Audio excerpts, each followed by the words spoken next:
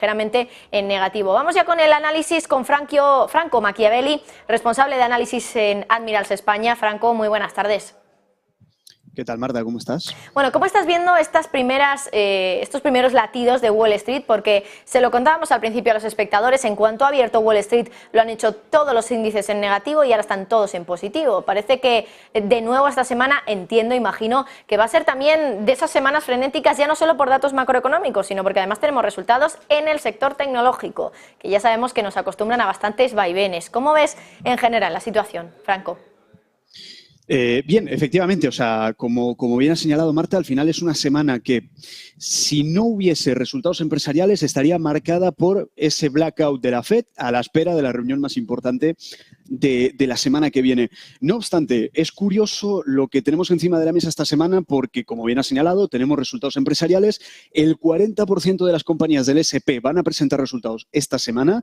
También has hablado de las tecnológicas, también muy cierto, es verdad, gran parte de las FANG también presentan resultados esta semana.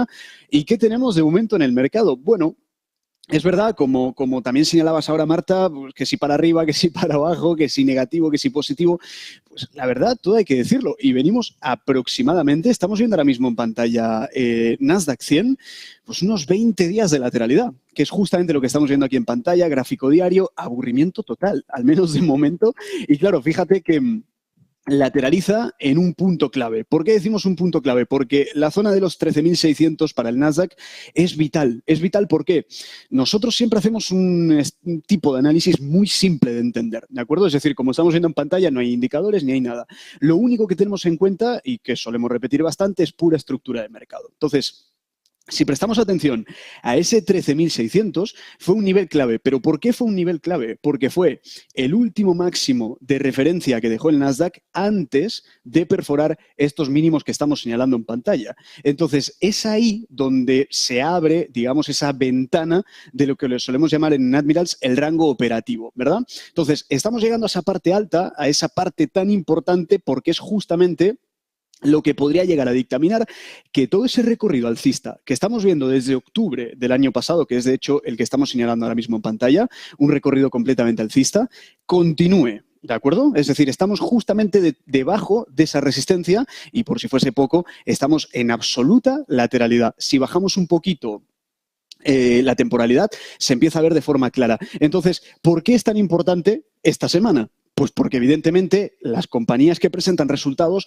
mueven el Nasdaq entero. Es decir, si miramos la ponderación del Nasdaq, nos vamos a dar cuenta que las que más peso tienen son las que justamente reportan resultados esta semana. Hablamos de Microsoft, hablamos de Alphabet, hablamos de Meta, hablamos de Amazon. Por supuesto, esto es lo que debería sacar de la lateralidad al Nasdaq, que ya viene casi un mes de pura lateralidad, moviéndose en un rango algo estrecho, ¿no? Es decir, un rango de 2,5, 3% de lo que es la variación desde el suelo al techo de la lateralidad. Entonces, y lo mismo aplica para el S&P, porque hemos dicho que presentan el 40% de compañías resultados esta semana. 40% de compañías del S&P. ¿Cómo está el S&P? Exactamente igual. Sí que es verdad que la lateralidad del Nasdaq es como bastante más notoria. La del S&P podríamos llegar a decir que no es tanta lateralidad, pero no ha habido mucho movimiento. Y en el S&P aplicamos exactamente la misma lectura. 4.150, 4.200... pico clave para la extensión del movimiento alcista. Por lo tanto, vamos a ver qué ocurre con los earnings esta semana, porque lo que está ocurriendo hasta el momento es algo curioso. ¿Por qué decimos curioso?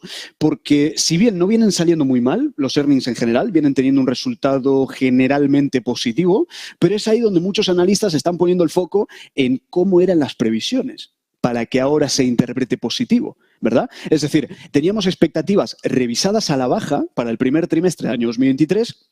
Entonces, claro, en cuanto sale un resultado que supere, aunque sea por poco, a esa expectativa pesimista, esto se interpreta como positivo. Entonces, ese podría llegar a ser el motor del mercado esta semana, pero claro, estamos en una dicotomía importante, Marta, fíjate, porque por un lado tenemos lo que pueda llegar a digerir el mercado en línea a lo que es el sentimiento del inversor basado en la presentación de resultados. Pero, por otro lado, no sabemos cuál puede llegar a ser la reacción del mercado, pero ¿a qué me vengo a referir? Pues porque una de dos, o bien se ocupa de digerir gran parte de los earnings, ya sea subiendo o bajando, eso ya se verá a lo largo de la semana, o como ya estamos oficialmente desde hoy en el periodo de blackout de los miembros de la Fed, el mercado prefiere esperar a la semana que viene. Entonces, claro, se han juntado aquí dos factores muy importantes, ¿no? O una de dos, o nos movemos por earnings, que realmente se viene moviendo un poco así últimamente, o esperamos ese wait and see, esperamos directamente a la reunión de política monetaria de la semana que viene. Mi opinión, mi punto de vista en este sentido, yo creo que el mercado está mirando más la política monetaria que los resultados. Es decir, recordemos que al menos lo que deberíamos hacer es mirar hacia adelante, ¿verdad? Entonces, cuando miramos hacia adelante, nos vamos a la reunión de la Fed. Si miramos hacia atrás, nos vamos a los earnings. Un mix de ambas o de ambos factores es lo que va a determinar el rumbo de esta semana. Pero evidentemente el foco principalmente puesto Nasdaq, S&P, earnings, veamos si salimos de estos niveles clave o no, y a partir de ahí, directamente la semana que viene con Powell. Franco, quería preguntarte por una compañía. Ayer presentó su bancarrota, es Bed Bath & Beyond, está cayendo en torno a un 22,6%, ese es el desplome que hoy estamos viendo. Claro, es una empresa que ya llevaba dando señales de estar muy crítica desde hace meses, que quería conseguir financiación, pero finalmente no ha podido conseguirlo y por eso ha presentado la bancarrota. La cuestión o la pregunta que me hago yo es si va a haber más compañías que estén en esa misma situación, es decir, que necesiten más financiación, que los inversores no se la den y que acaben necesitando presentar esa bancarrota. ¿Crees que va a ser un caso aislado o algo que empecemos a ver realmente próximamente? Bueno, estos suelen ser avisos, ¿verdad? Suelen ser red flags y sobre todo, o sea, no sé si te acordarás, bueno, seguramente te acordarás, Marta, porque al final fue lo que movió el mercado recientemente, el tema de los bancos, ¿eh? Solamente hacía falta que saliese uno y ese posible efecto contagio, entonces ahora aplicaríamos exactamente la misma analogía. Es decir, el mercado está muy interconectado entre sí, ¿verdad? Entonces, al final, este tipo de noticias, por supuesto, lo que provocan es ya no solo el propio efecto en la compañía de por sí, sino el efecto contagio.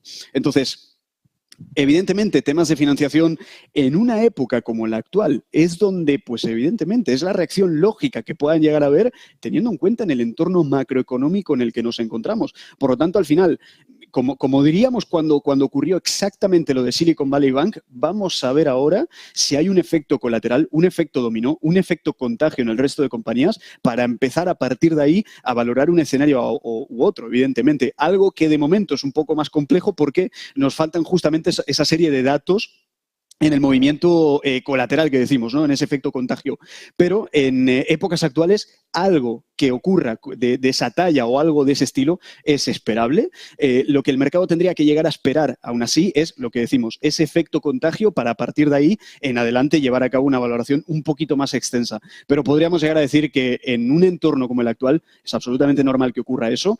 Hay empresas que lo estarán haciendo mejor, otras que lo estarán haciendo peor, requieran de esa financiación, no tengan esos recursos y evidentemente presenten esta problemática. Por lo tanto, a partir de ahí veremos efectivamente pues lo que decimos, ¿no? Ese posible efecto contagio en el resto de compañías. Bueno, pues Franco Machiavelli, responsable de análisis de Admirals España. Nos quedamos sin tiempo, me tengo que despedir ya. Me hubiera encantado poder seguir un poquito más hablando contigo de petróleo y otras cuestiones más, pero lo dejamos para la siguiente intervención. Gracias, Franco, como siempre. Igualmente, Marta, un saludo a vosotros. Bueno, y mientras